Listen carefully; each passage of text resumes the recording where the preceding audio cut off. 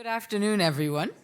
On behalf of Alan Broadbent, the chair of the board of IMFG, and the board and staff, I'm delighted to welcome you here today to our session on Toronto, the Accidental Metropolis, with our guest speaker, Joe Berridge. I actually had Accidental City in my notes, but it's Accidental Metropolis. We've grown.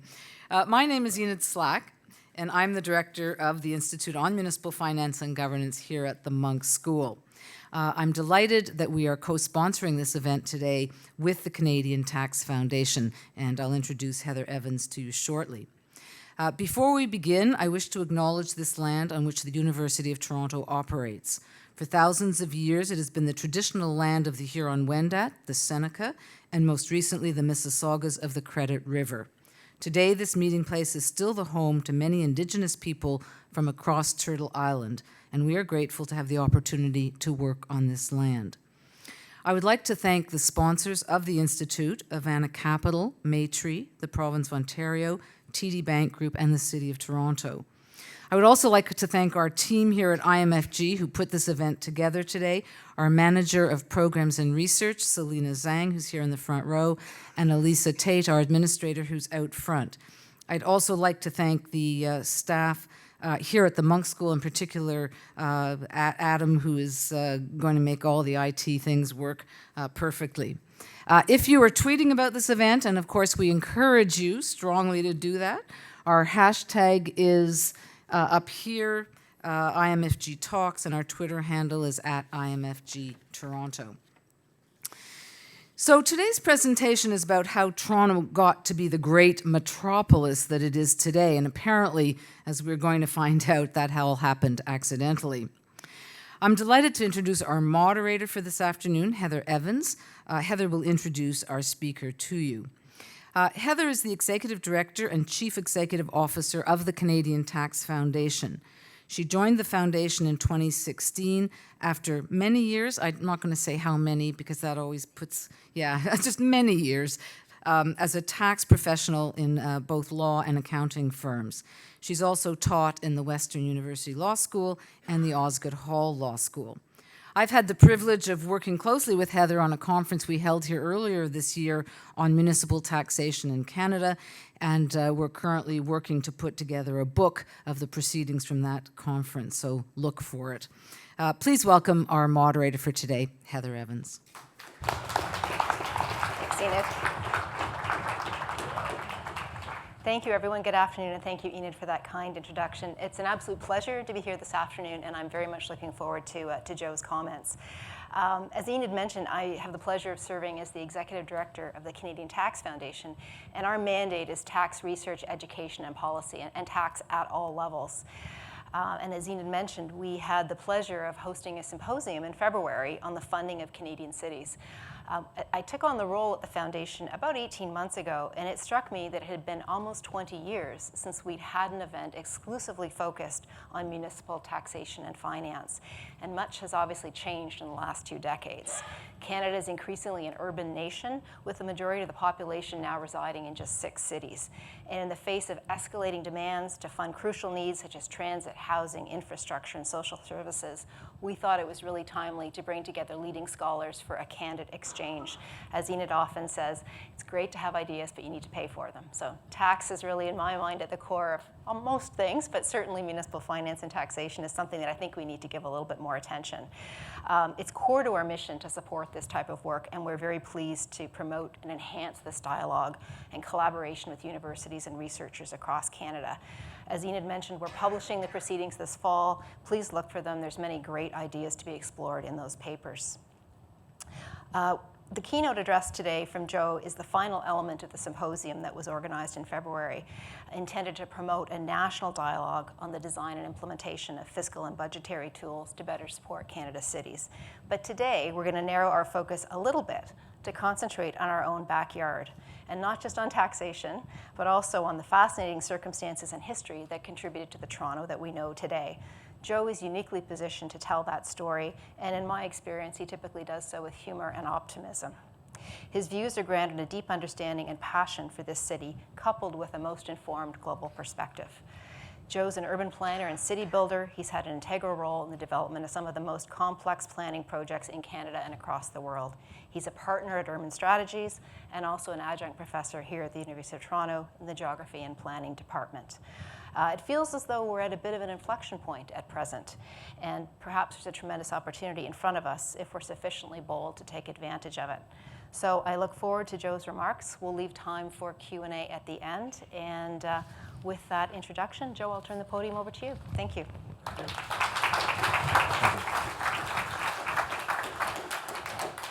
Well, good evening, everybody. It's lovely to see a lot of very familiar faces in this wonderful room. What I'm going to talk about today is essentially this extraordinary phenomenon of this extraordinary city that we are all lived in. And a lot of us have lived in it quite a long time, and we have seen this radical transformation from what really was a rather dull provincial dowdy town to one of the top 10 metropolises in the world. We've still managed to keep a bit of the dowdy, but it's still a huge success. And the question is, how the heck did this happen? And the more I live here, the more I try and understand what are the causes of this, because I travel around the world, and I'm working in a number of global cities. I've never known a city that was less concerned about advancing its global status. All of the others, I assure you from traveling, are working like beavers. I shouldn't say Canadian beavers, but anyhow, they are working with enormous energy to try and advance their global standing. Nobody here in Canada has really had any interest in doing that, and certainly senior levels of government have really never had any interest in doing that. Well, that's a great story. Okay. Okay, good. Let's just get a sense of where we're standing here. These are the population numbers that still shake me. We're over on the far side there in 2016, 17, 18, with Toronto roughly the same size as Chicago. We are roaring past Chicago. We're going to pass Los Angeles in mid-century, and we're closing in on New York. So this is an extraordinary position. We're the only city in the center of the continent that is growing at any speed. All of the others are beginning to fall away. And again, you keep asking yourself, why is this? And I keep coming back, obviously, to the wonderful Robert Fulford book from the 80s, Accidental City, and where he makes the same observation 20 years ago. And you actually wonder at the end of this whether or not accident isn't the best urban policy there might be. What's also fascinating about this is that we are increasingly the dominant city in Canada to a degree which is probably remarkable in the Western democracies, and probably only comparable to the London and Parises in Europe, because we are clearly leaving the others around. And this is a very important fact this is a very important fact for Canada as well, because what the heck do you do with this enormous engine, this enormous machine that is growing at such speed? This is, just to give you a flavor, this is some work we've been doing in the office. Downtown development, this is 2000. That is what is approved or built. Okay, so I always like doing this twice. I had great delight I was at a conference in London last week, and they said they had 250 tall buildings that were being built in London. And we have 730 just in the city of Toronto, which is a quarter of the size of London. There is no city in the world that is doing this outside of the Shanghais and the Singapores. So I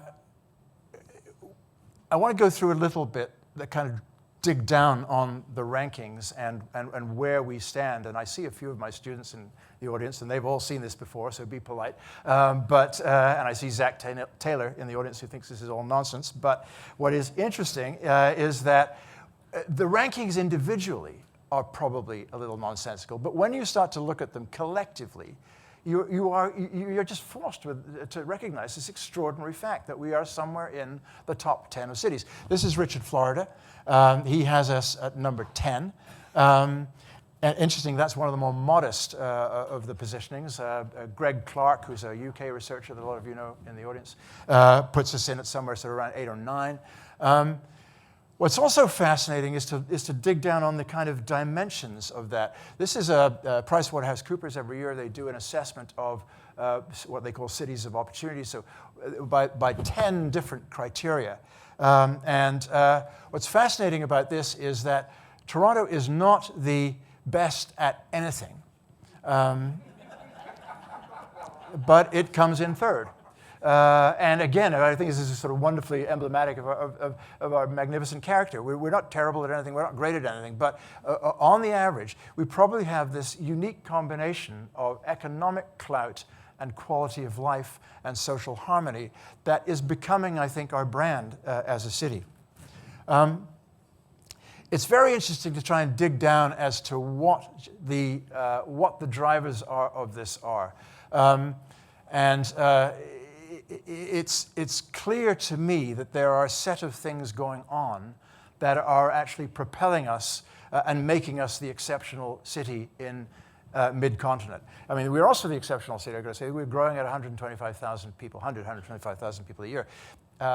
This is, I think London is growing at about 50,000 a year, New York at roughly the same thing. So we are growing at a phenomenally greater speed, and that's why we are roaring up. And there's no reason to believe that this is going to slow, which raises a whole bunch of interesting questions.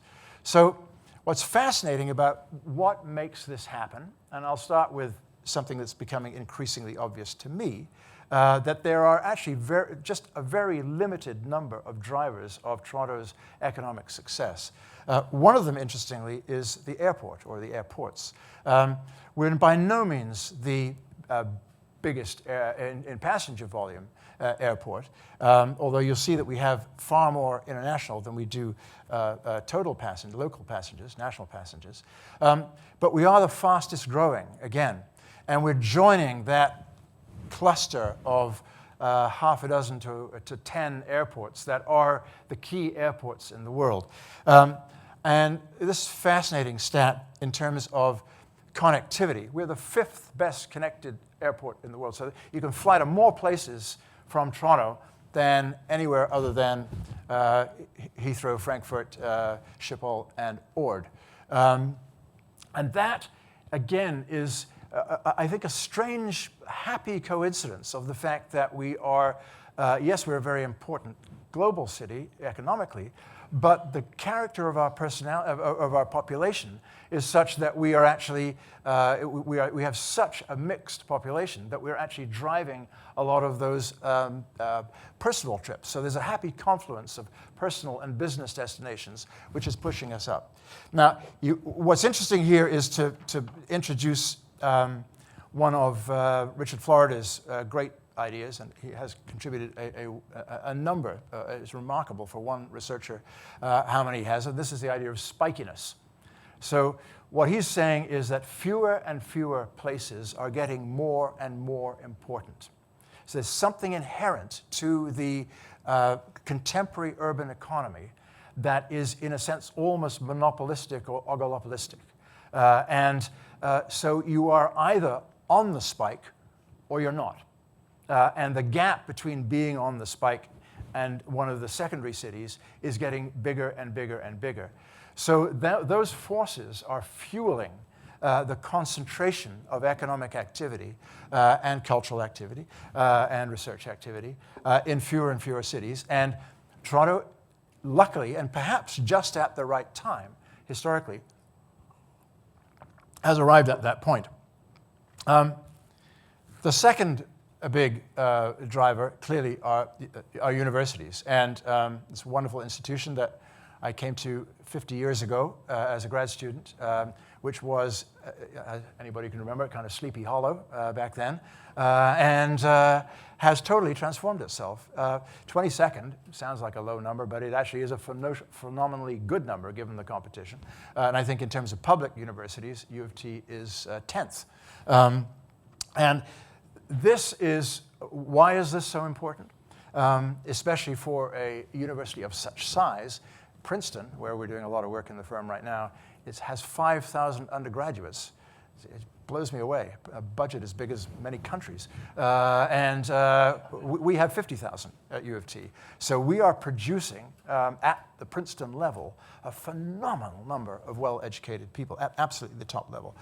So we're doing this work in Singapore right now, and the first time we went to Singapore, we were asked to compete in a design competition for their waterfront. Narrowed down and down and down and down, and then hallelujah, we won. After we'd won, we got ushered into the office of this extraordinary lady, Dr. Chung, who basically she runs everything urban in Singapore. And she said, well, very congratulations, you've won the competition. Now I want to tell you about Singapore, Singapore 101. She said, we don't have any water, we don't have any gas, we don't have any oil, we don't have any resources, we don't have any agriculture. All we have is brains. And I just got really stunned by that comment, because that's actually true of every city in the world. And so the city that recognizes that has an enormous competitive advantage. It's not just brains, it's this ability to transform those brains into productivity, into the economy. And again, there are lots of indices of innovation, but we appear to be 8th, according to the Technology Research Council. That, again, is a pretty damn good ranking. Again, when you go around the world, you see Singapore doing these extraordinary things in terms of tech centers. New York City just created this amazing Cornell Science Center in the East River on Roosevelt Island. Imperial College in London is doing this. So our Mars is tiny compared to what other cities are doing. So again, I'm just struck by the fact that every other city is pushing this tech advantage to 10 times as much as we are. And yet somehow we seem to have found that notch. And I suspect it is the broadness of the educational offer that we're providing, the quantity as well as the quality of brains that's doing that. Financial services, everybody hates the banks, but we are 7th in that ranking. The banks are, however, probably the most significant part of the economy functionally there is, because they are the part that throws off the most jobs. They have the biggest multiplier effect. And they are, again, highly dependent, both the innovation sector and the banking sector are incredibly dependent upon airports. So if you don't have an airport, you won't have a financial center, you won't have an innovation sector.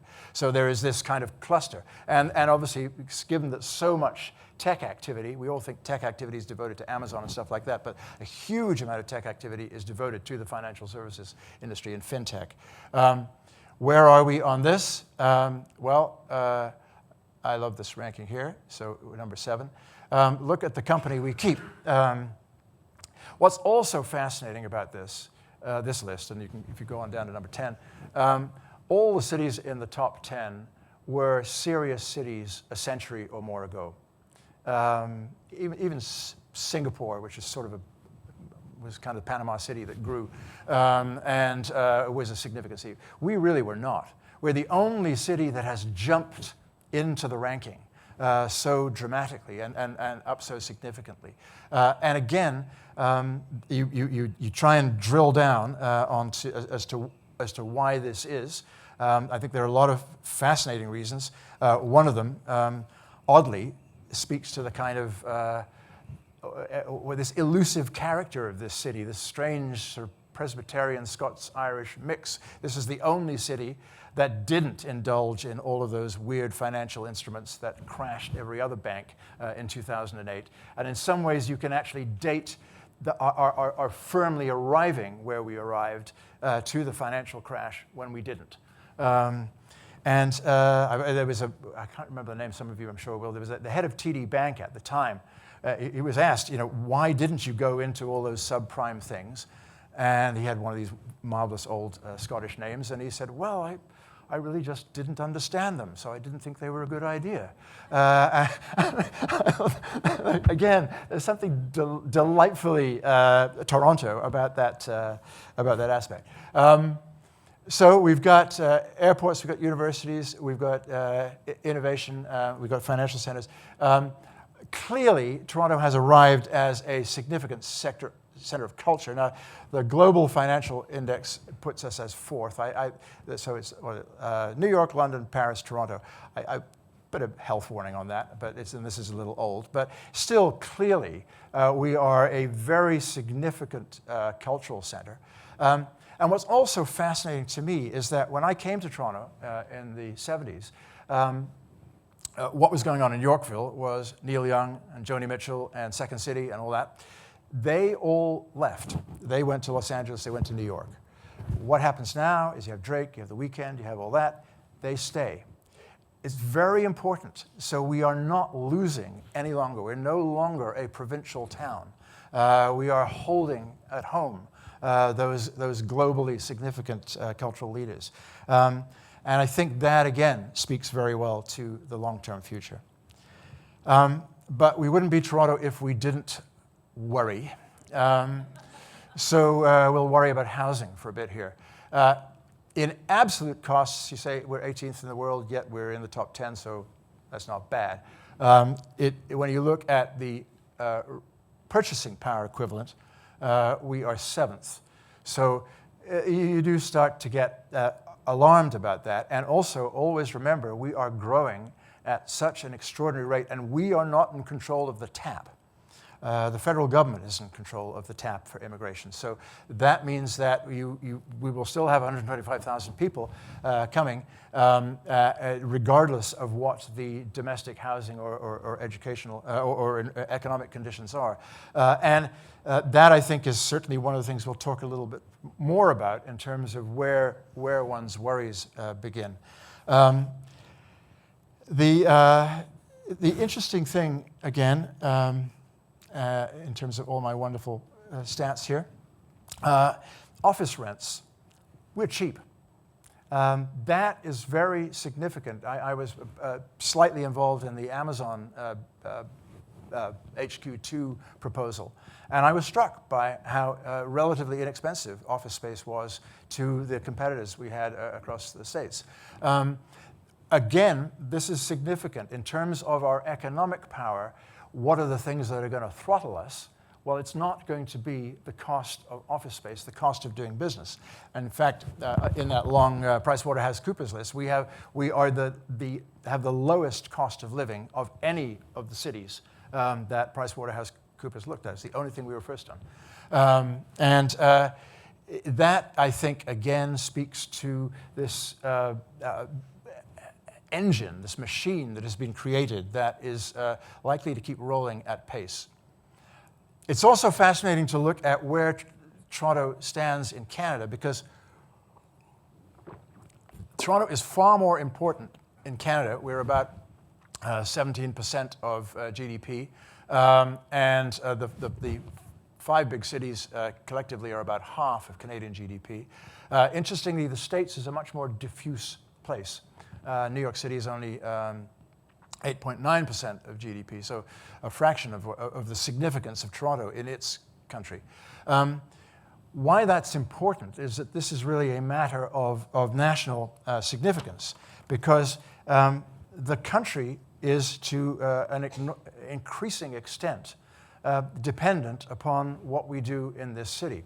And clearly, when we're moving into this utterly uncertain Trump world, where all the things, all the rocks and trees and milk and steel and stuff that we're trying to sell to everybody are going to get tariffed, whereas, interestingly, the stuff that our firm sells or any other intellectual property firm sells, I don't know whether Trump hasn't figured this out yet, but he doesn't tax that stuff.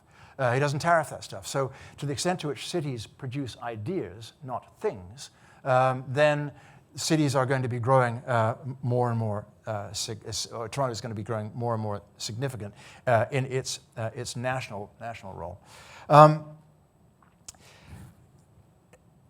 I keep drilling down again on why has all this happened. And it seems to me that there really is one absolutely essential reason, and that is immigration.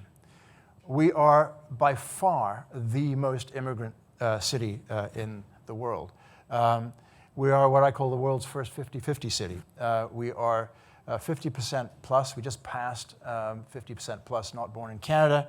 And we are 50% Vismin, which means folks that we are now, with a few exceptions in the room, we are the Vismins. This is the first city in which this has ever happened. When you look at other places, London is about a third, New York is about a third, even Miami is about a third. So we are way ahead of the game. I mean, again, this is fascinating on a whole bunch of levels. The most fascinating reason is that this has happened relatively without any conflict compared to any other city. And also bringing the host population along. When you look at the polls, roughly 80% of Canadians think that immigrants are a net economic benefit to Canada. If you do the same poll in the States, it's about 40%. Same poll in England, it's about 20%. In Europe, it's dismal. So what the heck is going on? Again, I suspect it speaks to something rather magical in the Canadian and Torontonian character that actually has been able to do this extraordinary transformation with relatively little conflict.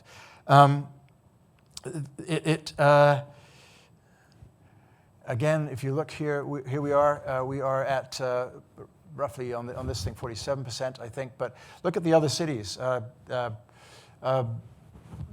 Miami, which always is sort of almost our closest U.S. rival, Los Angeles, they're down in the 30s. New York down in the 30s. So this is an extraordinary place. In some ways, I like to think there's never been a city like this in the history of the world. I mean, you probably have to go back to the Eastern Mediterranean, to somewhere like Alexandria or Constantinople, to find a city that had this kind of mix that seemed to work so successfully. I know that many of you have seen this before, but I still love this when we go by. This is the names in the Toronto phone book. This is the town that in the 40s and 50s and 60s where Mr. Smith and Mr. Brown, Ms. McLean were happy along. And then suddenly, this is the point of inflection. If you want to find the time when Toronto changed, essentially it was the 67 Immigration Act changes introduced by the father of our current Prime Minister. And poor Mr. Smith and poor Mr. Brown are leaving the stage. But what's extraordinary is, in some strange way, they have left their legacy. One of the things I adore about this city is you look at the names of the schools, you know, the Lord Lansdownes, the Lord Duffins, the Duke of Connaught's. It's almost as if there's something in the chemistry of those walls that transfers this culture to new generations. There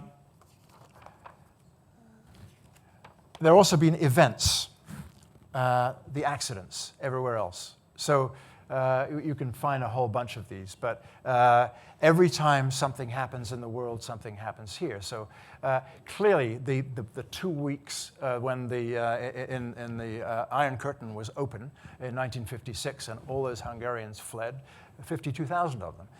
They transformed the restaurant scene in Toronto and a few other things. When I arrived, I just couldn't believe it. There were all the Union of American Exiles marching up and down outside the consulate on University Avenue. 40,000 of them. Apparently 20,000 stayed even after the amnesty.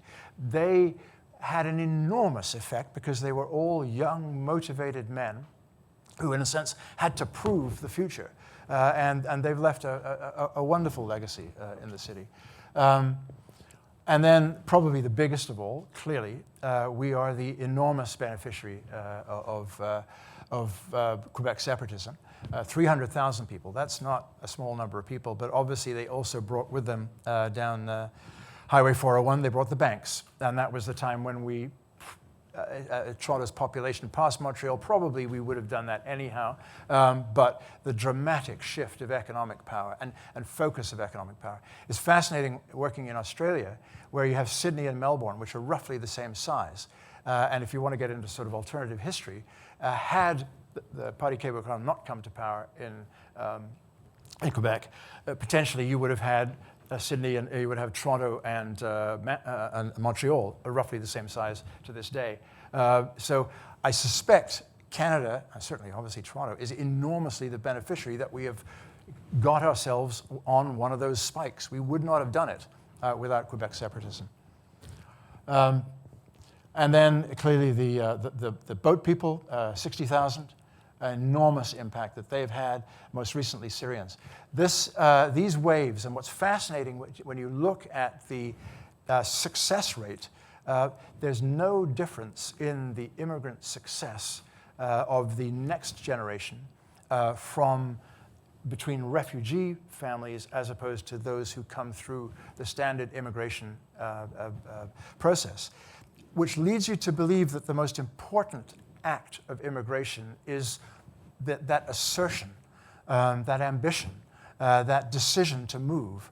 And we are the huge beneficiaries of people who essentially are motivated to come here and do well, because if they don't do well, why the hell do they ever come here? And that is, I think, now the kind of the human engine behind this. We've also then, I think, our contemporary securing our position was the chaos to the south, as I mentioned before. This clearly is the time when we suddenly started to appear on those global rankings of financial centers. And it goes on, the gift that keeps on giving. If you talk to anybody at University of Toronto, their application rate has gone through the roof. And it's the same for all Canadian universities. We are going to be the enormous beneficiaries of the fact that a vast percentage of the world doesn't want to have anything to do with the old Anglosphere. And we are the last, along with Australia, creditable Anglosphere locations. But there's something more, I think, which is sort of behind all of this. And it's clear to me that the old wonderful words of peace, order, and good government, there is something in the essence of the Canadian offer. It's what I like to call actually the Commonwealth offer, because when you go to Australia, you discover that they have peace, order, and good government in their constitution as well, as do a whole bunch of other places, a piece of boilerplate that just stuck in.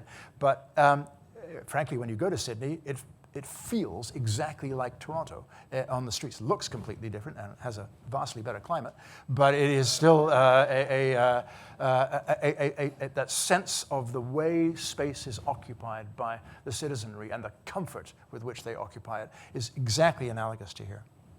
And this combination seems to be working better than life, liberty, and the pursuit of happiness. I mean, we're in a clear test of that. You can see as England is moving from peace, order, and good government to life, liberty, and the pursuit of happiness, you can see the basic support systems of the state crumbling. And what is the fundaments of the Canadian deal, basically good pensions, child benefits, public universities, these are the things which essentially are at the root, I think, of the human capital that has enabled us to leap so dramatically up the rankings. There are preciously few countries who can make this offer anymore, which is, again, an enormous credit to the fact that we've been able to keep that going. There are a few other things that are local. We have the best library system in the world, which is extraordinary, both in terms of visitation and all kinds of other things. Remarkably, we have, this varies a little bit, but it seems to be the sixth best school system in the world. And these are such critically important institutions for the kind of society and city that we are, because these are the transformative institutions. These are the institutions that transform new immigrants into productive, contented citizens. And the fact that you can get a really good public school education and then you can come to this place for $7,000 a year, it's extraordinary. And that is essentially the deal, again, which we have to make sure does not get lost. It's fascinating, and I've been digging down on this, to try and look at the critical question of income inequality. There's clearly something about spikiness which is stressing inequality. And a lot of numbers up here without going through it. But, and this is where you'll have to order the fire trucks on St. George to hose me down, but it appears as if Toronto is the least unequal city of the top 10. And that is, if that's the case, and I'm still trying to get more stuff on this, that is really an extraordinary achievement, because in good Scots-Irish Presbyterian Methodist view of the world, we think that Toronto is a society of inequality and of increasing separation. It appears as if, in fact, we are a society that has more successfully managed the inequality thrusts of the new economy than any other place. So we might, rather than the kind of sackcloth and ashes view, which is increasingly prevalent about how we're doing in this town, there might actually be a more optimistic view, and I prefer optimism to sackcloth and ashes as a way to think about one's place. But, and you hear the but coming, I think we've probably reached the limits of accident. Everything I've talked about, with a possible exception of the library system, is not the responsibility of the City of Toronto. So all of those income support programs, the education, the peace, order, and good government ethos is essentially provided by senior levels of government. And it's not at all clear to me that we are able to rely on either that or on the accidents of history to get us through the next change. Richard Florida made a very interesting observation the other day. He said, if you're a city of 2, 3, 4 million, you can probably muddle through. When you get to be a city of 10 million, you can't. And we are now notionally a city of 10 million, not 2 or 3. And you have to have a plan, a strategy, a management, a governance of this entity if you are to avoid the very definite pitfalls and problems that you will otherwise run into. When you look at what those big challenges are, there's no surprise to the list: transit, affordable housing, governance, and ambition. And I'm going to go briefly through these because a lot of this is very familiar to you, but I want to try and begin to finish up with talking about where we might go. I don't think I mentioned, I'm not sure, I have a book, Perfect City, coming out in January, and what essentially I've tried to do in that is to go to about 10 global cities and figure out what do they do best of the kind of the menu for the modern city, which is the same everywhere. And so who's best in class for the provision of transit, for the provision of affordable housing, for immigrant settlement programs, for cultural offer, for tech innovation. And it's fascinating to look at that because, in a sense, it's almost like a Lego set. If you could pick from each one, you would actually make the perfect city. It's no surprise, I think, to many of you here that the perfect city in terms of transport is London. And it's fascinating to see what they are doing and how they are doing it, which is more important. First of all, they have one transit area that covers the city. It actually covers, right now, even more than the city. It even covers regional rail almost to, I think, close to 100 miles away from the city. And they are Transport for London is one of these wonderfully sort of quango-y entities that's sort of governed but sort of independent, but it's had such a good track record that it has enormous credibility, and it keeps on going. It just keeps on building and building and building. So these two lines, the green and the blue, are the two Crossrail lines. The blue one, the Queen Elizabeth line, is opening this winter. And that will take you from Heathrow to Canary Wharf in about 20 minutes, right across the city. High-speed, intra-city rail. And then the north-south line is coming in.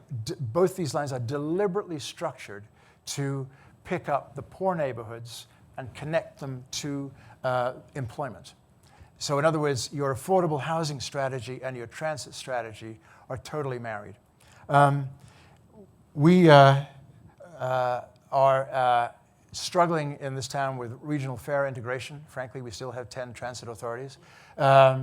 We don't have intra-city high-speed rail. It still takes an inordinate amount of time to get to Hamilton. If, in terms of Paris or London speeds, you would be getting to Hamilton in maybe 30 to 40 minutes. That would suddenly attach Hamilton to the Toronto housing market in a structural way. Every city in the world is really thinking about this whole AI, AV, Uber revolution, because something dramatic is going to be happening, but nobody has a clue what it's going to be. Again, I am nervous, very nervous, that we are going to be assaulted by this in the next decade in Toronto, and it could start to have a very significant effect on the financing of our transit system. But most of all, I'm worried that nobody's worried. And there is no, if you could find solutions to these issues, it's not at all clear who would be in charge of implementing them. When you look at the affordable housing issue, it is fascinating to see what London and New York are doing. They are producing housing and affordable housing at scale, tens of thousands of units a year. And they're doing it largely, not entirely, but largely without government funding. They have focused on market rental, and they have, certainly in London, there is now a 35% mandatory affordable housing component. And I go, how the hell do you do that? And basically, the land market that's now been in operation for about 2 years, the land market has changed. It has absorbed that repricing of land to accommodate that affordable housing demand.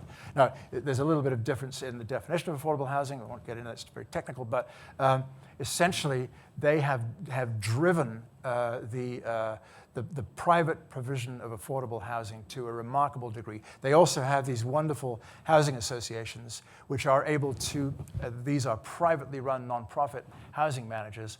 They are able to take this housing and run it themselves, and there are lots of them, so that you don't get into the awful monopoly situation that we have with TCHC, which again is an issue which is going to haunt us over the next decade. They are very aggressive. New York has been incredibly aggressive about the dedication of public land, of railway lands and other things. So they are, again, looking at housing production, affordable housing production levels, which are 10 times as much as we are producing in this town, because we really are producing none. They have recognized the warning signs that if they don't do this, this is going to choke their economy. Because essentially nobody will be able to come and, those brains live in 30-year-old skulls, and those 30-year-old bodies don't have any money. So you have got to go really, really, really hard at this. And the last one, I deliberately have a photograph of Hamilton at the back there, because you need to widen the market area. Where is the housing opportunity? It's in Ajax, it's in Pickering, it's in Oshawa and Whitby, it's in Hamilton. There's an enormous resource of housing there. And again, in those mature cities, those are drawn into the housing market to a degree which, frankly, they're only beginning to be here now. And you're also putting enormous stress on people. We have people in our office who are commuting to and from Hamilton. It's about 3 hours of their day is taken up by that. It's just not okay. The next issue, which again is there is one man who's worried about it, is the governance issue. It's very clear when you look at Singapore, Shanghai, Sydney, New York, London, and Manchester, that Toronto is the worst governed city of any of them. Structurally. We basically have two huge defaults. The first is that the current city of Toronto is about a quarter of the population, sorry, about a third of the population. It soon will be a quarter of the population. So the current city of Toronto, this guy is only in charge of a third to a quarter of the city. The real city. Greater London, Greater New York, Grand Paris, Greater Shanghai. It's fascinating watching Shanghai, which is a completely amazing city to go and work in and live in, is that they are inventing their governance on the run. And they too have concluded, first of all, first principle is the governance of the city must correspond to the geography of the city to the extent possible. It won't be perfect, but to the extent possible. And the second is they are all two-tier. And they're two-tier because cities have two levels of problems. They have the problems that we are very good at sorting in this city, which is how do you live happily together? We do that better than anywhere else in the world. What we don't do are the big problems of transit, of affordable housing, of economic development.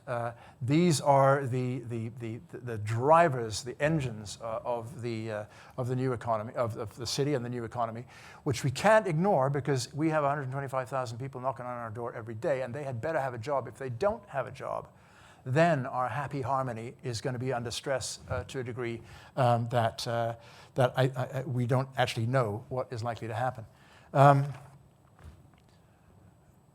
The other problem is with council. It's 69% male, it's 87% white, and it is 59% have been there 15 years or more. Now that's, I would say that possibly that's fine for a borough, a London borough, or it might be fine for Staten Island. It's not fine to run a 10 million city. You have to have some way of bringing in wider talent and wider responsibilities. The only guy who worries about the city at large is that worried man there. And that's a worry for us. I have had the enormous advantage of working with the Bloomberg administration and a lot of contact with the last two London mayors. And what is staggering there is the quality of the people that you engage with. A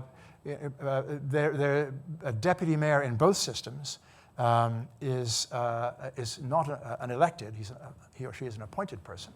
So Bloomberg just had a fantastic eye for talent, and he picked, frankly, 10 of the smartest people I've ever encountered in my life to run the school system, the transit system, economic development, and budget and finance. I was on a panel last week in London, as I said. The deputy mayor of regeneration and housing for London is 31 years old and as smart as a whip. How the hell do you get someone like that into your government in this system? You can't. And it's going to be a huge problem.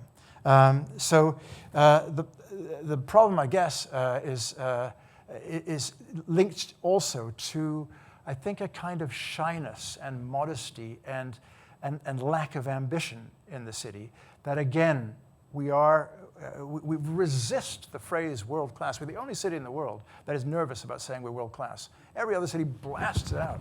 But for us, it's kind of some kind of moral failing to make that claim about yourself. I'm finding this situation absolutely fascinating. This is Dan Doctoroff. He is the head of Sidewalk Labs, which is, I think you all know who Sidewalk Labs is. But more interestingly, he was my client in New York. And he is, frankly, the most capable, smartest city builder I have ever met. He's the guy who put their housing program together. He's the guy who got the Cornell Science Park together. He's also, because he's a fanatic bicyclist, he's the guy who got all the bike lanes in New York together. Unfortunately, here he looks like a shark about to eat our mayor. And I've been to all of the public meetings. I should say I carry no candle for them at all. Sadly, the 50 million they're spending, none of it has fallen into my pocket. Toronto has frozen against the Sidewalk Labs offer.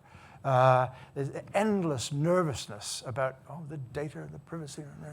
When you travel the world, practically the only thing that any other city knows about Toronto right now is that Google picked Toronto out of 52 cities to put this extraordinary experiment in how to build a new city, how to apply technology in utterly innovative ways. And yet, strangely, we have that kind of modest negativity towards it. We're subjecting him to this incredible sort of trial by community meeting. And we have got to shuck those attitudes as well, because otherwise we will not be able to do the things which now, as a 10 million city, we have to do. I just quickly, this is the agenda. None of these, Jane Jacobs cannot help us on a single one of these. We are at the limits of Jane Jacobs as well, which is something else we all have to realize as a city. We don't have to embrace Robert Moses immediately, but we do have to recognize that, wonderful as she was, she gave us no advice on this stuff. We will have to go and seek advice in the rest of the world. And each of these, I talked about the first two before. The Portlands, we have done a fine waterfront, but again, in global terms, it's domestic, it's modest, it's for us. It's what I call, it's a consumption waterfront. It's not an investment waterfront. There's nothing on what you see on the waterfront right now which says we are moving into high tech, we are moving into having some extraordinary manufacturing, cultural, whatever plant, and we're going to do something completely new. We are essentially going to move the neighborhood and the community over to Cherry Beach. Not enough, not good enough. We have Downsview, which is an utter game changer, located with priority neighborhoods all the way around. This is the Canary Wharf of Toronto, and it is fascinating. I started work on Canary Wharf 30 years ago, and now the transformation, not just in terms of London's economic position, but in terms of the economic position of all those very, very poor boroughs around. And 55% of the workforce of Canary Wharf comes from the local borough of Tower Hamlets. I mean, you are looking at incredible economic impacts. And if we just have one of these, it's got to be employment, we can't do any housing, the building's got to be low, on Downsview, which is the best located site in the GTA by a mile, and huge. We're going to get a Scarborough subway. I think that's now a certainty. Whether we like it or not, we're going to get it. So Scarborough Town Centre should become, again, one of these huge hubs that animates, again, one of the poorer parts of our city, rather than just a kind of consumption and commuting subway line. We desperately need a new convention center. I didn't show you the negative charts, but we are falling off the chart as a convention destination. That's a very important business for this town. It's also a very important business for any immigrant town, because these are the starter jobs: hospitality, convention jobs, tourism jobs. We also have we may think we've got destination attractions, but frankly, we have the CN Tower and the aquarium, and not much. So the tourism business we are very weak on. I don't see anybody worrying about those 6 and 7 there at all. Pearson is going to run out of space in 32. And I talked about how critically important airports are. We are going to have to build Pickering, which again gives everybody a shot of terror. But Hamilton will have to get enlarged as well. But we will need a big airport on the east side of the GTA. We only have right now Pearson and Billy Bishop.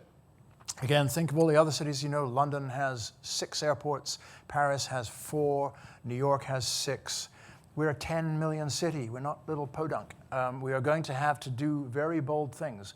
And it is completely uncertain to me as to actually who is going to do those. Road pricing, the great terror of the Liberals, and even more terror of our current government. But there is no avoiding it, because congestion levels I don't know if you look at the transportation plans, but even if we did everything that Metrolinx has on the books, and that's a big if, we don't change the modal split at all, and the number of cars on the roads increases modestly. So we are, and if we don't build all of that stuff, and we've shown no track record of doing it, then obviously those numbers are going to be worse. So there is going to have to be a reckoning on this. And what's fascinating again about a two-tier government is that higher tier will take responsibility for that and introduce those notions. So London obviously has a congestion charge. It's also wanting to get its modal split so that only 20% of work journeys are by car, which is an incredibly ambitious target. But then that's by 2040. The only way that's going to happen is by very strong top-down. All of these projects are top-down. They are not bottom-up. So we have to rethink our whole community-driven political model, because we are not going to get any of those ideas out of a community-driven political model. The AI innovation that I talked to before, some city is going to be the leader on this. That's the Portlands is the obvious place where you can have a very big experimental zone. I would love us to see do that kind of thing. And then finally, because I was in London at the anniversary of the awful fire on the Grenfell Tower, the condition we have of a $2.6 billion deficit in maintenance in TCHC is not only bad business, it's really scarily worrying. And it is not something that we should allow to continue any longer. So you come back to, do I think it's likely that we are going to create a new two-tier government system that extends across the GTA, a new GTA task force-wide? To be perfectly honest, no, I don't. I think there's a possible chance that we might get a decent transportation commission at that scale. But the evidence of every other city is that if we don't do those things, then there will be tricky consequences which will begin to impinge on our growth and, more importantly, on our quality of life. But I always love this one. Every now and then, Toronto surprises you. And if you, Christopher Armstrong wrote a marvelous book on the making of New City Hall, which I strongly commend to all of you, and this is a photograph from that book. This guy fought against every single one of those small-minded, dampening, compressing, okay is good enough views, and incredible struggle, produced probably the most important mid-century building in Toronto, because it was the building that secured the downtown to go a different direction from the fate of American cities. And it was a huge achievement. So we live in hope. We may well be surprised. And I would be happy to have any questions. But first, we'll talk to Heather. Thank you.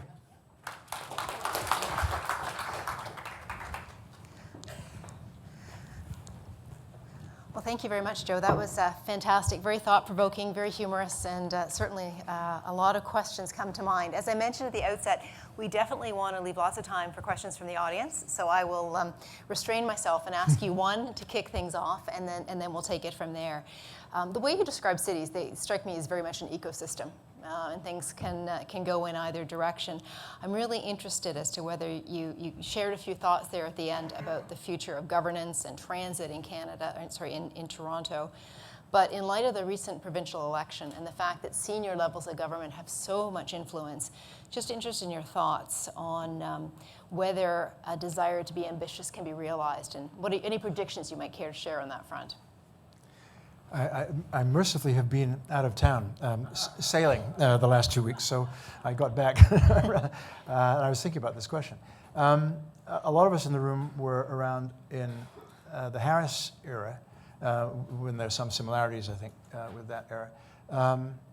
And Harris is cast as villain number one for amalgamation, but pray tell, I don't know what we would have done without amalgamation. He also had, he was the guy who gave us the 6 cultural buildings that we have the Roy Thompson Hall, Opera House, et cetera, et cetera. There was a lot about him which actually was quite beneficial to the city. I mean, he did terrible things like pouring concrete down the Eglinton subway. Not a good thing to do. So I guess what I'm saying, I don't want to start a new administration with utter doom and gloom. And the question is, I think, it's a test of us as city livers. How can we essentially make this, get the advantage of this? I've spent a lot of time working in Manchester. Manchester is a Labour Party city to the max. I think they have 80 councillors, 78 of whom are Labour.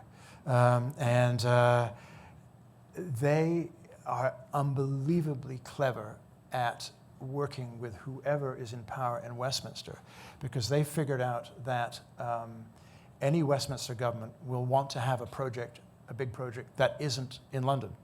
So they would get a project ready for the minister to come and cut the ribbon and fund it.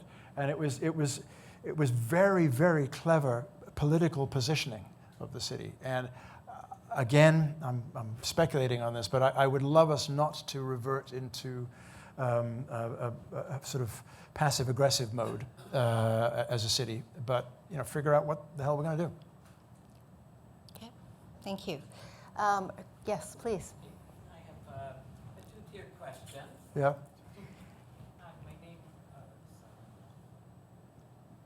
Hello, my name is Astra Burka, and I wanted to know, how do you change the thinking to attract top people in governance? Because right now we're stale, I believe. And the second thing is, if we had smart thinkers, then we could maybe create a long-term master plan, which we don't seem to have in the city. We just talk about an official plan, but it's all negotiated. And those are things that other cities seem to have. So it's like, how do you attract more talent, and how do you create a plan for the future? I mean, the attracting talent side, you look at the caliber of people who went to work for Bloomberg and for de Blasio, and the people who worked for Boris Johnson and for Sadiq Khan. They're superb people because they've got an incredibly fascinating job. A lot of them were, what I love about it is that they were mostly people who had a track record in doing something in the world, and then they came in to do something in City Hall. And most of them were there for 2 terms, so 8 years or so, and in that period of time you can get a heck of a lot done. It's impossible to conceive of being able to introduce people like that into our current municipal government. There is no slot. I mean, we interestingly had, with Jennifer Keesmaat, the closest thing that you would get to that, and she was an unbelievable breath of fresh air. And those are the kinds of people that you have to be able to get in and keep in, and then they will be the people who will transform the city. It's interesting on the plan stuff. Our plans are all land use. There is no plan for the structure of the city. I mean, it's hilarious to me to look at what is happening on the Bloor line, where at Honest Ed's, at Bloor and Dufferin, at Bloor and Dundas, and soon I think probably at Bloor and Lansdowne, you are getting these piles of density, rather like the Yonge Street line.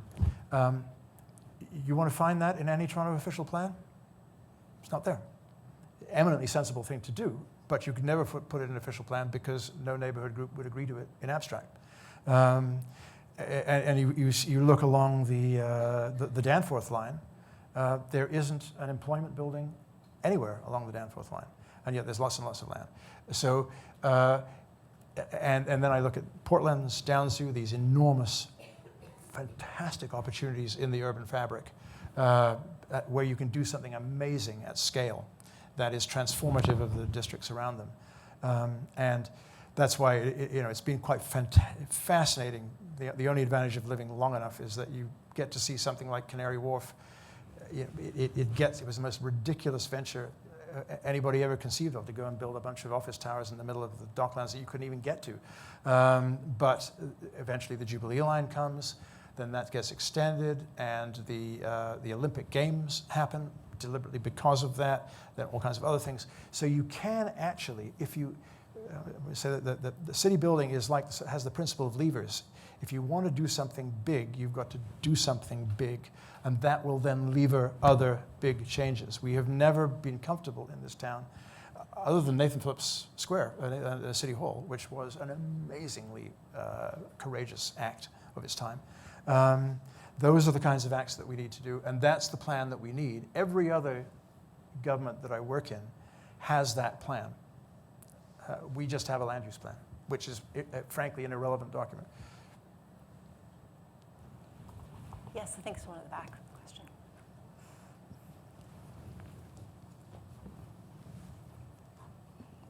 Hi, thanks very much for that. That was a great presentation. I'm Nathan Could you Stewart. speak up a bit? Yes, hi. I'm Nathan Stewart. I'm a PhD student here in the Department of Geography and Planning. And I have a question about fundamentals and sustainability. So throughout your presentation, you mentioned that in a lot of these cases, we're new to the rankings. We're new both chronologically and just in our status, and that our current position right now is driven by the financial crisis. So when I look at the city of Toronto, what I see is that a lot of our specializations are focused in very volatile areas like commodities, finance, and real estate. And you mentioned that what's really driven the city for a long time has been our stability, our welfare system, our supports, and as was mentioned earlier, Doug Ford was just elected. So this brings up questions to me about sustainability. And with all of your suggestions being based on assumed growth, do you think that we can expect this kind of growth to be sustainable in the city of Toronto?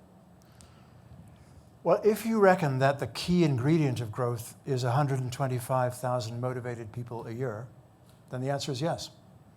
Their desire for self-advancement and self-realization, for economic improvement, I actually think is at the core of what, and it just expresses itself in different ways. The financial services industry, I think, is going to go through huge changes. It's very interesting in London. It's not just Brexit, but Canary Wharf is now less than a half financial services industry because that component of the economy is reducing. But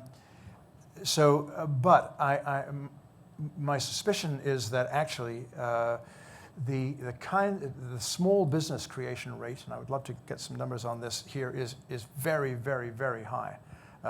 We've become the second biggest food processing city in North America after Chicago, and that is probably to a huge extent a product of the ethnic mixes that we have. All those planes that are flying into Pearson are essentially food delivery trucks to a huge extent. That's what they're carrying as cargo. So I think probably it is going to continue. But I'm also a little bit of a worrywart that if it doesn't, if you start to get significant unemployment levels, and you get what has poisoned the waters in London, in England and Europe and the US, is the competition for jobs at the lowest level of the labor market. What's interesting here is that for the most part, new people are not coming in at the lowest level. They are fairly rapidly or coming in at a high level, so they're not competing for those jobs where the poor whites can get mad. The poor whites in this town are not mad at immigration. And that probably has to do with the unique character of the immigration process here. Maybe I'll just jump in with a quick question, Joe, while we're moving the microphone around. Yeah. In the course of the research for your book, you mentioned you've done a survey of 10 cities, and you spoke in your talk about some particular strengths. You talked about Lego and pulling different pieces together to create the perfect city, which I think is the title of your book, and you mentioned London and New York. Did you also identify some early warning signs of trouble in some other cities that maybe would be instructive for us to think about? Well, the two biggest ones are affordable housing and transit. Yeah. We are doing nothing at scale about affordable housing. And the lesson from the other cities is you can't subsidize affordable housing at scale. It's just too darn expensive. And I think quite intelligently, the current changes to the housing programs are focused at the lowest level, which is where they should be. You have to make the market do the work for providing just below mid-income housing. And that's what London and New York, and uniquely Singapore in a very clever way, have done. So that's it. Because if you don't do that, you're choking off the labor supply, and this is all about brains. You have to provide a home for those 30-year-old brains. So that's the first one. The second one is, if you are going to be serious about reducing greenhouse gas, then you have got to do this again at scale in the cities. And you've got to actually have your foot on the pedal to get all the transit you can. And you've also got to embrace innovation in a way. So most European cities are now banning internal combustion engines over the next 10 or so years. I mean, that's dramatic. So if we don't do that, and we'll still be probably a leader in North America. We're in such terrible company that it's hard to show well. But we should be showing well. We have an incredible opportunity to do that. Okay, thank you. Yes, there, and then I think here, and thank you. Zach. Hi, Joe. Oh God. No, I agree with you that we have obsolete institutions and a really poor leadership class. But one thing that I want to pick up with you is that you've attacked, kind of, sort of in the background, one of the central mythologies of Toronto, or the old city of Toronto, which is that we are a city of neighborhoods, that we have this democratic ethos, that we've avoided some of the worst things that have happened in other cities by saying no, right? Which may mean that we've never been very good at saying yes to anything. But I'm wondering if we, what's implicit in what you're saying is kind of a yearning for a benign technocracy, that we need to take an end run around maybe some of these treasured democratic processes that we hold so dear, whether they work or not. So I wonder if you could talk about that. Do we need to be less open, have less process around issues in order to be able to make big decisions? So I've been infected by working in Singapore. No, I mean, it's not entirely silly. So you go and talk to Singapore, doing amazing things. I mean, they have the most extraordinary housing program. 87% of people in Singapore live in public housing, but it's home ownership public housing. And it's very cleverly geared to income. So they do not have, they're one of the only cities in the world that has avoided and given that they've got such a super hot economy, it's amazing that they have avoided the housing crisis. But this is, soft dictatorship maybe. But what they have mandatory voting there.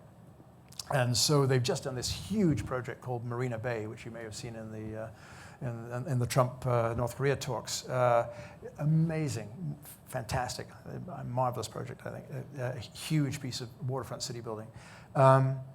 And so I asked, what was the public process? And in the process, they took a tidal brackish creek and dammed it to create a huge freshwater lake because they needed the freshwater supply.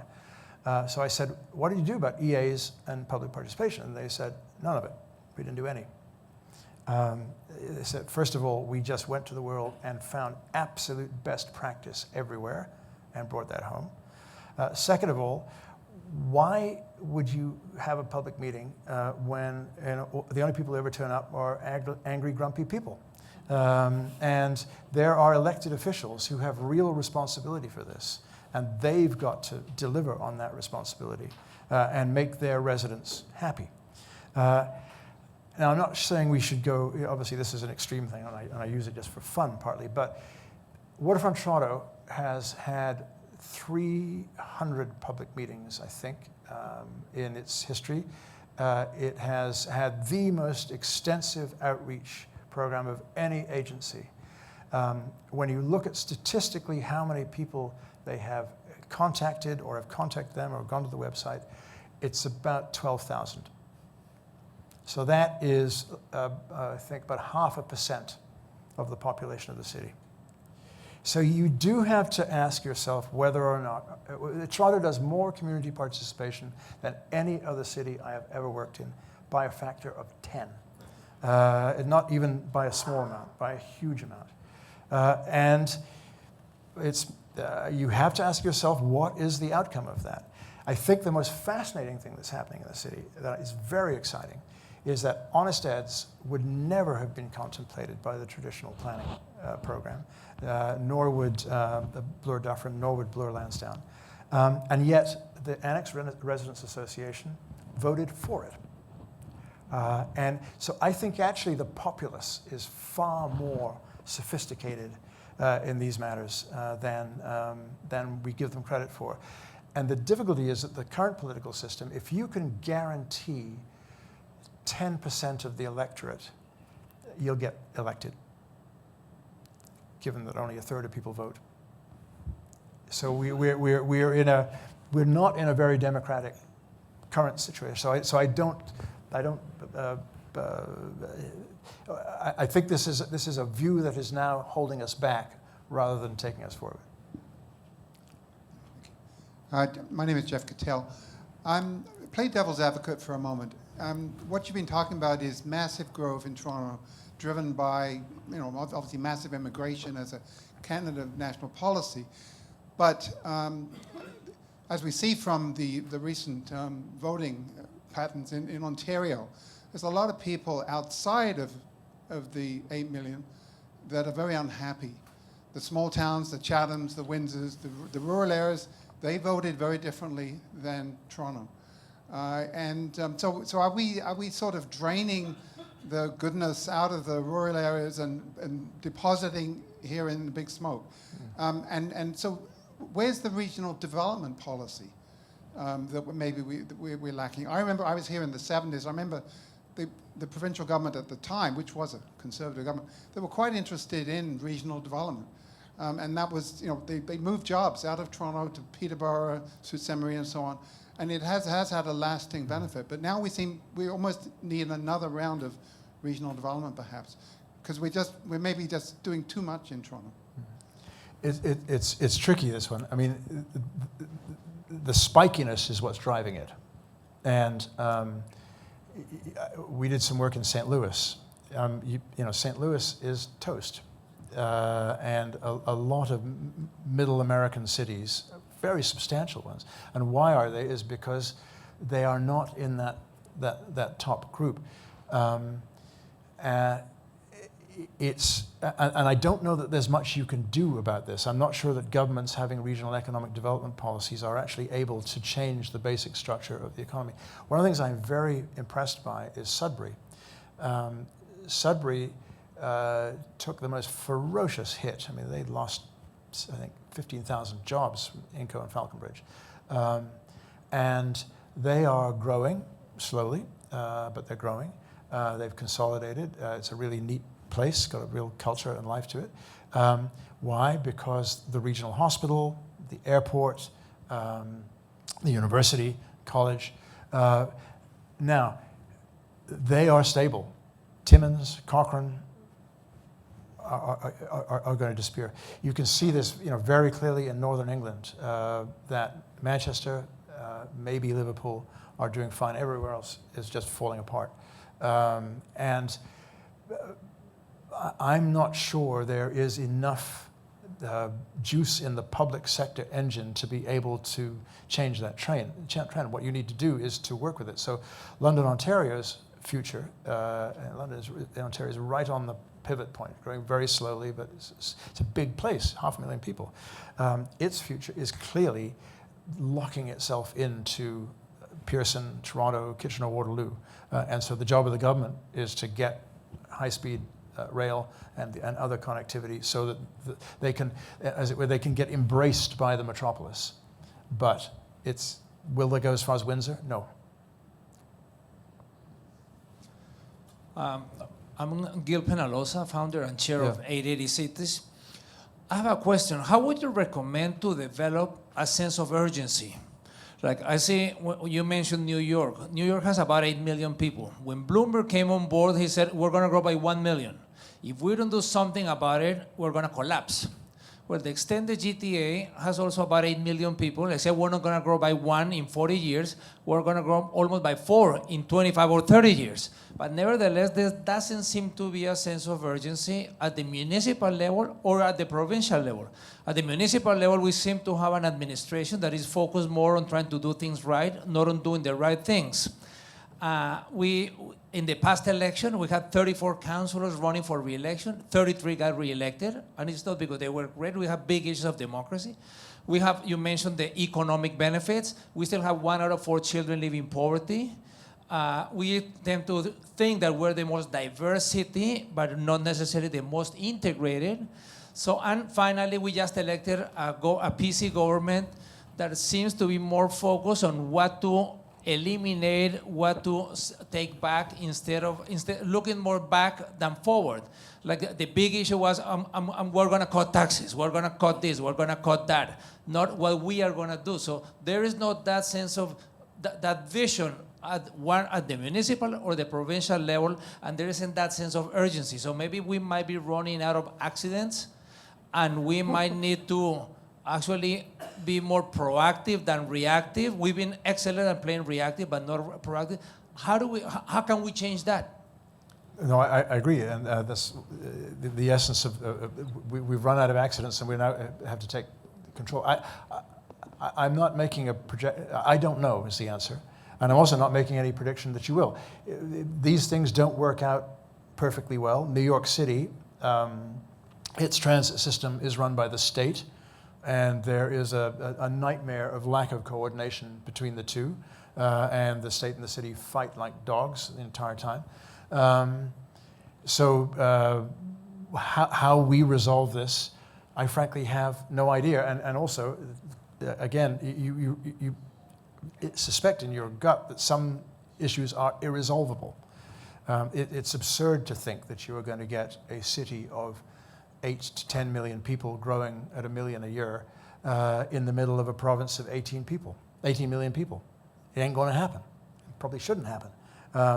But does that mean that you should have a transit coordination agency, an economic development coordination agency, a big projects agency?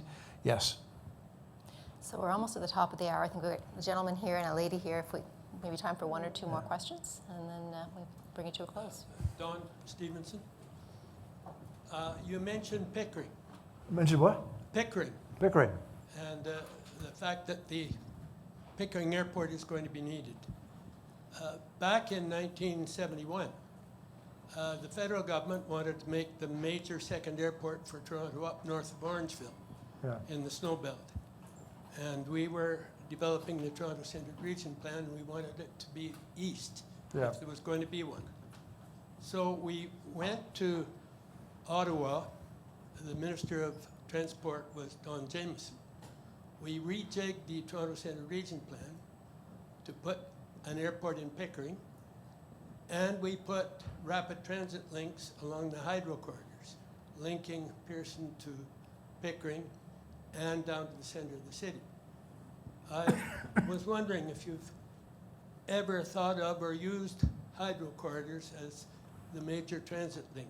At the same time, we had hoped to put the CP line across the center of the city up with Highway 407 as part of a transit corridor. We couldn't get the CP, of course, and we couldn't get Ontario Hydro. But I've always thought that something like that would be our cross-link. Yeah. Do you think so? Well, if you do Pickering, there you have 2 transit corridors. There is the Peterborough rail track, which runs right through the site, which can be upgraded very well. And then Highway 407 runs just to the south, and that does have a dedicated transitway in it. I think the current Metrolinx long-term plan, to me, makes a hell of a lot of sense. But I have no confidence that we're going to do it. Frankly, I would like to stop planning and just do. It's interesting that at Crossrail, we think we're terrible here, but Crossrail was first mooted in '86 and is now, what is that, 30, 40 years later, is being opened. So these things take a hell of a long time. But the difficulty is not with the transit planning, the difficulties with the transit delivery. So What they, about, what about hydro corridors? I don't think they're quite, I don't want to get into detail, not quite in the right place. okay, I think one last question, and then we'll draw to a close. Hi, Joe. Thank you very much. That was a really fascinating and thought-provoking talk. The one area that I didn't hear you comment on, which is connected, I think, to governance and our very constrained governance structure, is our constrained revenue ability. I think everyone, from my knowledge anyway, and you can correct me if I'm wrong, of those other cities in the top 10 have a far more robust revenue system that generates money that they can spend on those things like housing and transit, et cetera. Yeah, no, you're quite right, and I've been So thinking just about if you could comment on that and what, I don't know. I mean, I've heard you comment on this a number of times, and of course, again, Yeah, like a number of other things, nothing has changed. And there is no appetite in the leadership to do, like a one-time 10% tax hike, something that would at least give us a bit of a breathing room. I mean, we all know what you have to do, which is essentially you have to have a sales tax at the scale of the region. And that's the only mechanism, effectively, that will generate enough revenue. You can have other things, the road pricing, et cetera, which go behind that. But you've got to have something really robust. Do I think that's going to happen? No. So I think that's what is sending my alarm bells up. We are going at this enormous rate. We're not going to crash into a wall, but we are going to just, it is going to be impossible to move around in the area. And this is, it is very alarming. The solution to the TCHC problem, again, you have, Peter Wallace, the former city manager, was very clear. If you go up to tax increases of 3% per year, you can do everything you want to do. It's not a hell of a lot, but the city council insists on being cost of living, which is whatever it is, 1.5%, 2%. So that extra percent will balance the books of the city. And is there the political appetite for that? I don't see it, unfortunately. Well, this is an event sponsored by the Institute on Municipal Finance and Governance and the Canadian Tax Foundation. So thank you, Rita, for the question on how we're going to pay for all of this. It just leaves me to thank Heather and Joe. Joe, that was a terrific presentation. You did a lot of things in your speech today. You talked about Toronto and you talked about lots of other cities around the world. You made us feel optimistic about Toronto, where we are, how we've gotten here. You made us feel a little pessimistic about where we're going, and you hit on some of our key frustrations around affordable housing and transit and finance. You were certainly controversial. The one thing you didn't do today is bore us. You were fantastic. Thank you so much. And thank you, Heather, for stick handling the question period and giving us the opportunity to bring out some other ideas and get Joe to talk a little bit more about his experience.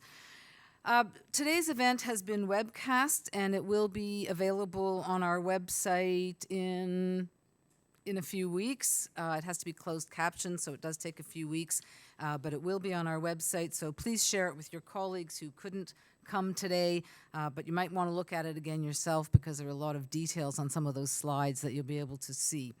Thank you all for coming, and have a great evening.